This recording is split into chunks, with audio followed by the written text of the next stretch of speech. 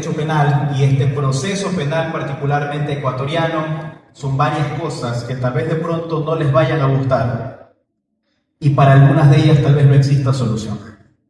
La vida, como lo decía acá César, en estos 20 años de trayectoria me ha puesto a mí en 3 lugares distintos. Durante mis primeros años de ejercicio profesional, abogado en libre ejercicio, de quien fue mi maestro y me formó desde el aula universitaria hasta mis primeros pasos en la abogacía, desde el doctor Edmundo Renabodero, ya no se encuentra con nosotros, distinguido profesor de este claustro universitario también, y quien realmente me inculcó el amor por el derecho penal, la pasión por el derecho penal. Pero una frase que marcó siempre mi vida fue, me decía: Miguel, te gusta tanto el derecho penal, te advierto que el derecho penal no sirve para nada. Y te advierto que el proceso penal tampoco sirve para nada. Y te advierto que lo que escuches en el aula universitaria va a diferir mucho con lo que te encuentres en el libre ejercicio profesional. Y yo le decía, eso no es así, porque obviamente uno es idealista. Entonces uno va con las ganas realmente de poder marcar o hacer una defensa como la que ustedes escuchan acertadamente de todos sus profesores en el aula universitaria, ¿no?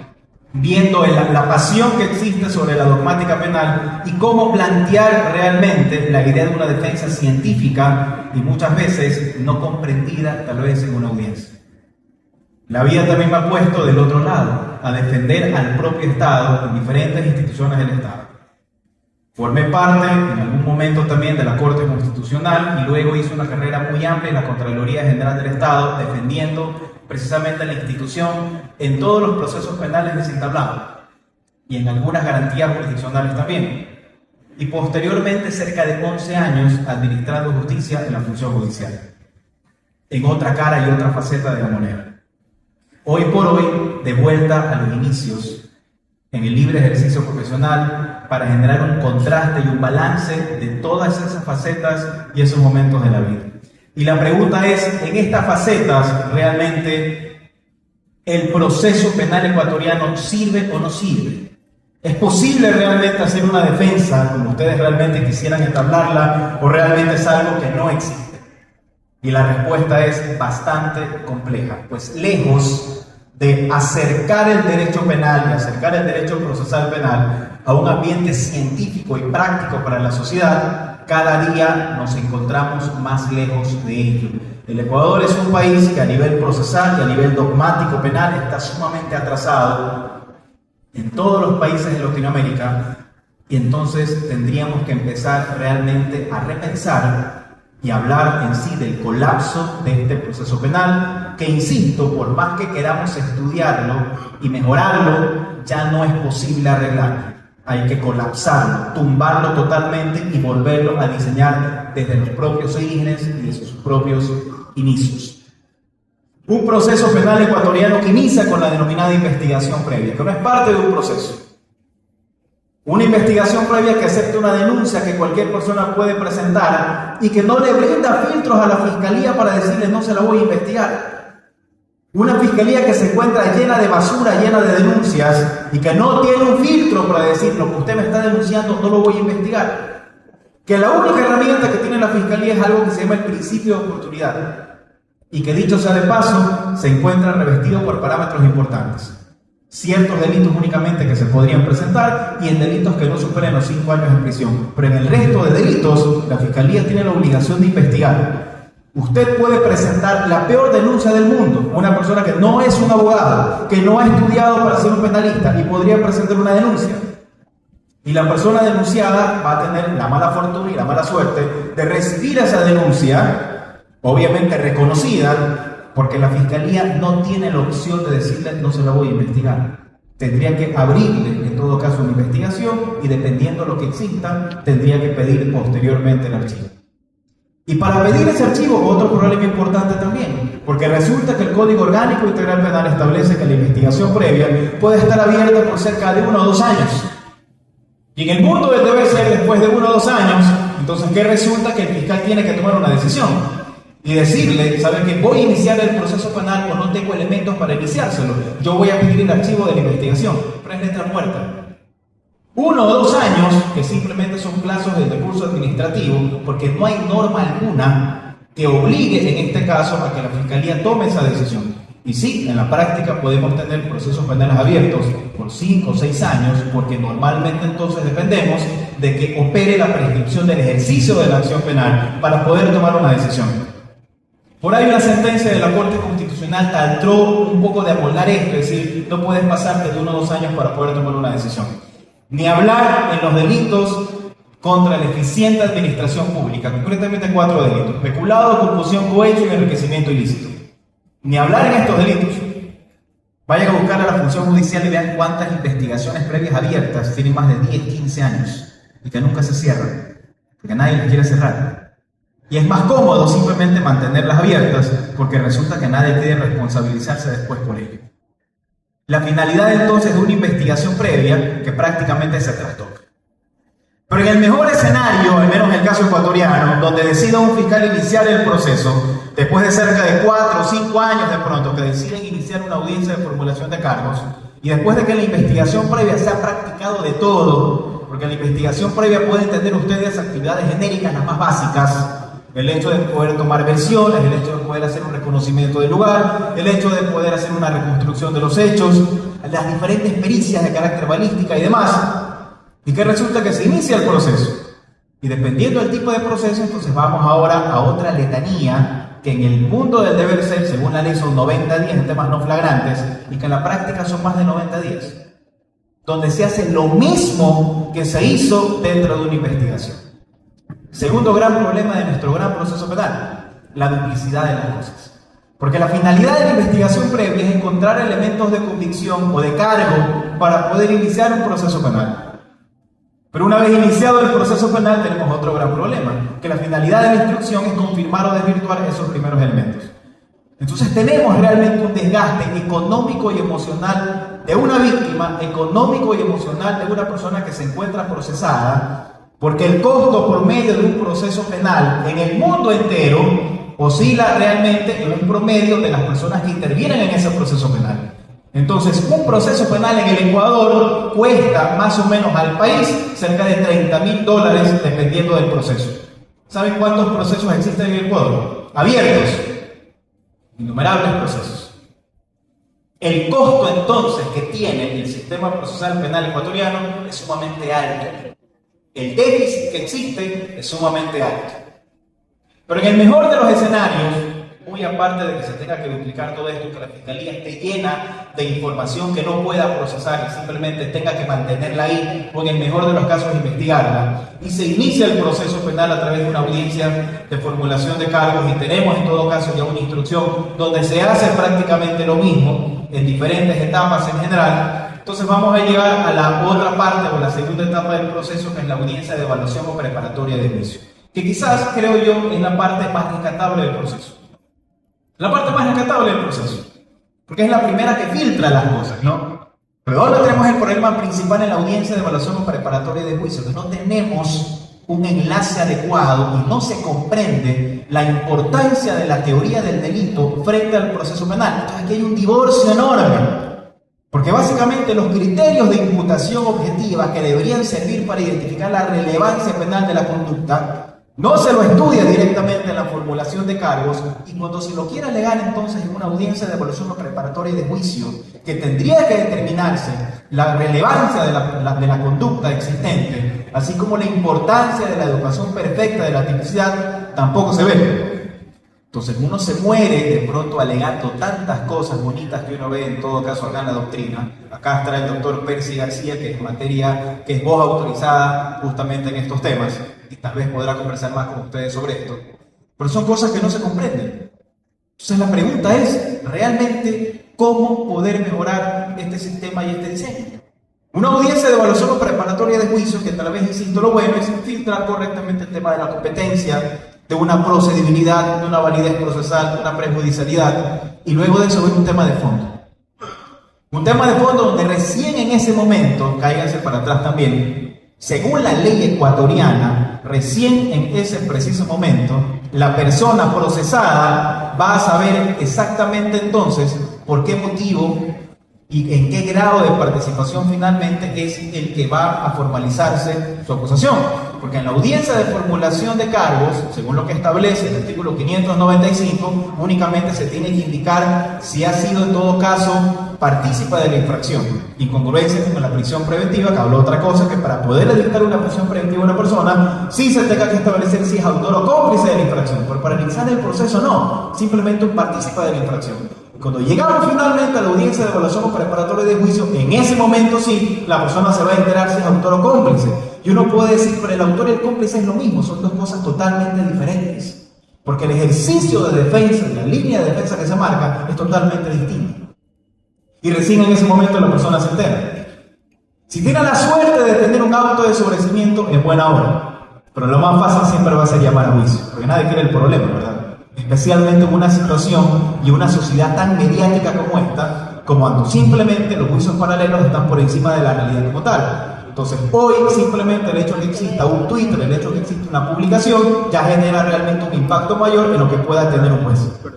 Por eso los jueces no deberían tener redes sociales.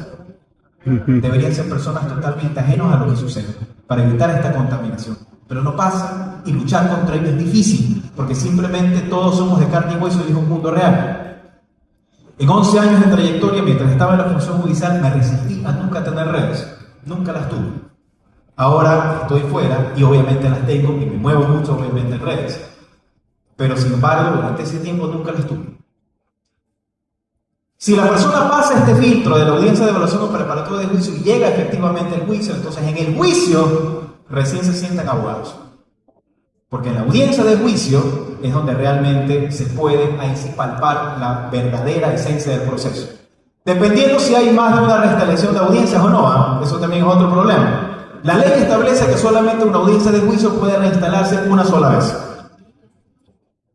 Pregúntame cuántas veces se suspende una audiencia de juicio en el país. Indefinido. 5 es un número muy poco. Pueden llegar a 10, a 15. La pregunta es cuál es la base legal para suspender una audiencia por 10 o 15 ocasiones. Hay que reinstalarla después de 10 o 15 días, no más de eso. Las reinstalaciones duran 2 meses. Y medio. 3 meses. ¿Dónde queda la inmediación del proceso? Los jueces a veces cambian, los jueces a veces rotan. Hay que declarar la nulidad de todo y volver al proceso. Y al final de ello, como le decía Juan acá en su intervención, tenemos una sentencia kilométrica, decía Juan, ¿no? De puras copias de citas textuales. En general. Antes que me pregunten a mí, no, nunca hice eso yo. Lo que yo ponía en una sentencia eran obras o libros míos, en general. Cositas que yo pude hacer en otro momento. Pero esa sentencia realmente que difiere mucho de la realidad de las cosas, ¿no? Entonces una persona podría tener un proceso penal, al menos, y tener una primera sentencia, dependiendo si está detenido o no. Si está detenido va a tener una sentencia obligatoriamente de 1 año, porque nos corremos con la caducidad de la prisión preventiva. Y para evitar esto, porque la persona tiene que tener una respuesta rápida entonces, y hay que correr con el proceso, es que viene otro problema grande del proceso penal. El abuso de la prisión preventiva. Y la prisión preventiva que se usa en este caso, en el caso ecuatoriano, como una pena anticipada, no hay otra explicación por ello. Pese a que la norma indica que hay requisitos muy puntuales, precisos, para poder dictar una prisión preventiva, son cosas que no pasan acá. Para un juez de primera instancia es sumamente complicado dictar una prisión preventiva, porque toda la normativa infraconstitucional lo obliga prácticamente a no dictar. Y los jueces tienen que hacer prácticamente malabares para poder jugar con una prisión preventiva, indicando que hay un peligro de fuga, indicando que hay una proximidad muy cerca con la víctima en este caso, o que puede alterarse las evidencias, criterios doctrinarios ajenos a lo que dice la ley. Porque la ley indica básicamente que la regla es no dictar la prisión preventiva, la excepción es dictar. No lo dice el Ecuador, lo dice directamente todo el sistema interamericano. Y por último, cuando ya tenemos una sentencia definitiva y la persona está privada de la libertad, entonces tenemos una de las cosas más incongruentes que existen en Latinoamérica. Ven, aquí no hablo del Ecuador, hablo de Latinoamérica entera. Porque somos el tubo de ensayo de Europa. Así funcionan las cosas acá. Toda Latinoamérica es el tubo de ensayo europeo. Y lo que pasa directamente con la pena, la Constitución establece que hay un sistema de prevención general. ¿Qué me refiero con el sistema de prevención general? La finalidad de la pena en Latinoamérica tiene que ver con la reinserción social. Entonces uno se pregunta realmente si las personas que están en prisión por 4, 5, 6 años, incluso con una prisión preventiva, o pasan 10 años, realmente están reinsertadas a la sociedad. Y si la finalidad de la pena acá se cumple o no. La respuesta es no. Cerezo Bitwick dice que, así como estamos nosotros ahora, hay personas que discuten cerca de 200 años realmente la finalidad de la pena. Si esta sirve o no sirve. Y la conclusión que se llega es que la finalidad de la pena prácticamente no existe. No hay una finalidad real sobre este tema. Entonces hay diferentes teorías sobre el tema. La contención sí, el tema de una prevención especial, la sociedad tiene derecho en este caso a protegerse, puede ser también, pero realmente ¿para qué sirve la pena? Zaffaroni sostiene también, por ejemplo, acá que lo citaban también a Zaffaroni, vean, las personas están detenidas, los estados tienen que ser sinceros. Vamos a un sistema de cupos. Tú tienes un cupo de 500 cupos, entonces solo puedes tener 500 personas detenidas, no puedes tener más. Las teorías obviamente que tenemos, pero la realidad ecuatoriana sobrepasa todo lo que esté directamente en el aula universitaria. Aquí viene otro tema interesante. Entonces, todos somos generales después de la batalla. Distinto es realmente entender cómo debería funcionar un proceso penal. Y el tema es complejo. Y es tan complejo que lo que vivimos hoy por hoy es algo que nunca se pensó que iba a pasar en el Ecuador. Los hechos que vemos son cosas que nunca pensamos que iban a pasar en el Ecuador. En el año 2005, yo recuerdo uno de los mejores congresos que existieron acá en el Ecuador. Estaba yo recién, justamente egresado de Derecho, estaba graduado todavía. Y me acuerdo que vinieron las mejores figuras a nivel de Latinoamérica y el mundo. Estuvo aquí Roxin, estuvo Jacobs, estuvo Tiederman, estuvo Percy, estuvo Pepe Caro, estuvieron algunas personas acá. Y se armó un debate muy interesante. Cuando vino acá Roxin, vino acá Jacobs, se entabló mucho el tema del derecho penal del enemigo. Y obviamente había la facción de la influencia que tenemos sobre Zaffaroni acá en Latinoamérica, y la facción obviamente que estaba Percy García con José Antonio Carillón, que estudiaron en Alemania, en este caso con Gunther Jacobs. Y se hablaba precisamente de la naturaleza que podía tener, o la influencia que podía existir, en este caso del derecho penal alemán, sobre este tema o este matiz del derecho penal del enemigo. Y obviamente todos siempre hemos estado del lado de un matiz más humano, que lo ha dicho siempre, en este caso el matiz de Zaffaroni, algo que Carlos Paraman sostiene y en una conferencia acá se declaró abiertamente enemigo del derecho penal del enemigo. Y estas cosas son ciertas, pero la realidad obviamente es un tema totalmente diferente. Entonces, ¿a dónde quiero llegar para realmente armar este tablero de reflexión? El sistema procesal ecuatoriano no sirve, así tajantemente lo puedo decir, no sirve. Y seguimos enseñando nosotros lo mismo prácticamente que no sirve, y me incluyo. Y muchas veces acá, estudiantes míos que se encuentran acá en diferentes posgrados, en una clase más cerrada, uno de los ejercicios que yo siempre hago es, díganme, ¿dónde se encuentra esto que ustedes ven que todo el mundo hace? Y la respuesta es que no lo encuentran, porque no existe. Y nos hemos acostumbrado a que la costumbre en la práctica del ejercicio de la profesión, o en la práctica de la aplicación de la justicia también, conlleve a todo esto. Esa es la crisis hoy por hoy que tiene el sistema de justicia. Y es un sistema de crisis que no se puede básicamente tumbar de la noche a la mañana, que hay que reinventarlo, que hay que rediseñarlo. El sistema entonces tiene que ser colapsado, tiene que derrumbarse y tiene que volver a nacer prácticamente. ¿Y cómo nace? Viendo un sistema totalmente adversarial, 100% adversarial. Un sistema simplemente que elimine la investigación previa, que elimine toda la instrucción y unificarlos en un solo matiz de un solo proceso. Un acto de inicio, que es lo que llaman los puertorriqueños o los norteamericanos, el acto de iniciación, que le dé la facultad en este caso a la Fiscalía para que sí pueda continuar con el ejercicio de la acción punitiva, que pueda generar una ecuación diferencial entre la delincuencia común, la delincuencia organizada y el terrorismo por otro lado, y que pueda aplicar matices totalmente diferentes. Es la única solución. E indiscutiblemente para esto, aquí viene un tema más sensible, hay que diseñar un nuevo sistema constitucional obligatoriamente. Esto yo lo vengo diciendo hace más de 3 años. Para poder entrar desde ese momento a permitir que se generen las adecuaciones normativas. No para destruir el debido proceso, para permitir realmente entrar a un rediseño estructural. Y este rediseño, lo que se busca, o lo que básicamente he podido determinar, es que hay que unificar, insisto, la investigación de la instrucción, porque es lo mismo. Ir a un solo acto de iniciación, obviamente para saber si hay elementos o no para hacerlo, y que le permita de una vez por todas a la Fiscalía poder un freno y una tapa, una cortapisa a la excesiva denuncia infundada que existe. Incluyo a las instituciones de control del propio Estado, porque muchos de los informes que se presentan al ruego de una supervisión están totalmente mal hechos. Incluyo a todas las instituciones del Estado, que a veces en el ruego de supervisión lo que hacen es simplemente dejar de entender que el artículo 426 de la Constitución habla de un sistema de aplicabilidad directa de la misma. Que no importa que no tengas ley que te diga lo contrario, pero simplemente se olvidan y lo hacen. Entonces, la idea aquí original es unificar estos temas, la investigación y la instrucción, crear un solo acto de iniciación que no tenga filtros o tiempos, pero que simplemente pueda estar sujeto a un parámetro de 60 días, por ejemplo, y que en 60 días se pueda tener la idea si se inicia o no se inicia el proceso. Y si se inicia el proceso, entonces vamos realmente a una primera audiencia, en este caso de formulación, de imputación, o como se lo quiera llamar realmente. En esa audiencia se puedan determinar si existen o no medidas cautelares. En esa audiencia se puede determinar, ahora sí con claridad, realmente entender algo que tampoco se entiende en el país, el tema de la responsabilidad penal de las personas jurídicas, que lo van a tratar acá, para que realmente también se ponga un freno sobre este tema.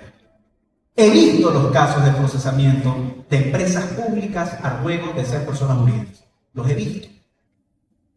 No me lo han contado, los he visto. Pero son cosas que obviamente, insisto, ya no se van a poder, hay que básicamente armar todo un proceso nuevo.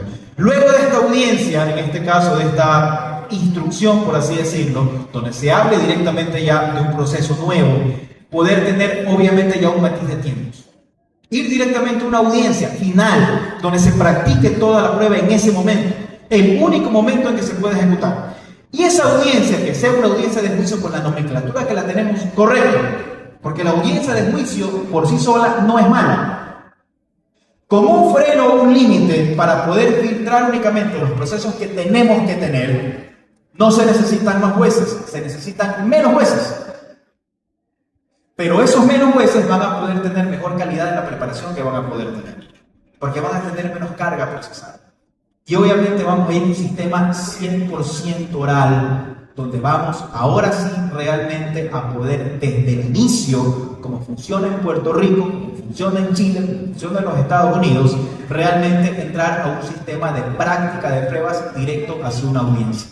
Sin angustia tanto para una víctima, que por más que existan testimonios anticipados, tiene que repetir prácticamente 1, 2 y 3 veces lo mismo que está diciendo. Sin angustia para una persona procesada que tiene que desgastarse económicamente contratando a los abogados que existen obviamente, y tiene que desgastarse emocionalmente también para algo que también colapsa en el sistema ecuatoriano. El hecho que el Estado siempre es responsable de las cosas. Lo que pasa es que el Estado nunca termina siendo responsable de nada. Otro de los cambios importantes que hay que hacer es que la responsabilidad del Estado deje de ser del Estado. La responsabilidad tiene que ser personal. Para que todas las personas que firmen un documento determinado en algún momento de su vida sepan que el Estado no va a cubrir. Porque las repeticiones no existen, nunca llegan. En el Código Orgánico de la Función Judicial, si se abre un error judicial, que hay 4 años para poderlo hacer, únicamente aplica en caso de revisión. Y la revisión, obviamente, como ustedes lo conocen, es muy técnica y no ocurre. ¿Qué pasa con la prisión preventiva que se dictó por una persona que estuvo preso 8 o 9 meses? ¿Qué pasa con la vida que tuvo y que nunca pudo recuperar? Eso no lo responde el sistema procesal ecuatoriano. ¿Qué pasa con las personas que firmaron todos los informes? Informes que obviamente estuvieron mal hechos, informes que dañaron la vida de una persona. ¿Ustedes creen que esas personas responderán después por esto? No, ese es el problema que tenemos en el Ecuador. El día en que la responsabilidad ya no sea del Estado, sino a título personal, con subsidio del Estado, las cosas obviamente van a cambiar. ¿Cómo mejorar entonces el proceso penal desde un aula universitaria? No tengo una respuesta para eso y hoy tampoco se los puedo decir. Lo que sí les puedo decir es que tenemos que cambiarlo todo. Demoler todo, porque no sirve. Totalmente, no sirve.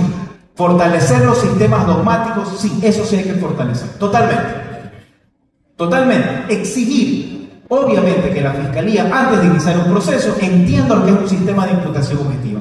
Entienda lo que significa la generación de un riesgo penalmente prohibido. Entienda lo que significa la norma extrapenal aplicada. Que sepan que un penalista hoy por hoy no solo tiene que conocer el derecho penal, sino que tiene que conocer de todo. Porque si no manejamos la norma extrapenal, no se puede conocer realmente lo que puede tener después un proceso penal. Esa es la única forma de hacerlo. Así que yo lo que puedo hacer ahora, en este tipo de conferencias, es invitarlos a eso, a tener esta idea ejecutiva de todo. Que no sigamos repitiendo lo mismo que de pronto que nosotros enseñamos y que seguimos aprendiendo. Es momento de cambiar de todo. Totalmente, de inicio, de cero, y crear un derecho penal y un proceso penal que pueda ser más justo, con quien hay que ser justo, pero que también que sea justo en ciertas dosis, con la asimetría que determina, sobre otros temas que obviamente son de mayor gravedad, como lo que estamos viendo. Pero la única forma es hacer un cambio total, un rediseño absoluto en general. ¿Qué hacer hasta tanto? Que estén en los espacios que puedan estar. Están en el espacio de un aula universitaria, que traten de ser los mejores, obviamente los que puedan generar. Quienes ya sean abogados, estén haciendo una maestría, que lo escriban y propongan cambiarlo. Y quienes obviamente tengan la oportunidad de ejercer cátedra universitaria, realmente que puedan martillar mucho de esto. Sin esto, realmente el derecho penal va a ser exactamente igual. Y seguiremos acá, 100 años después, hablando exactamente de lo mismo.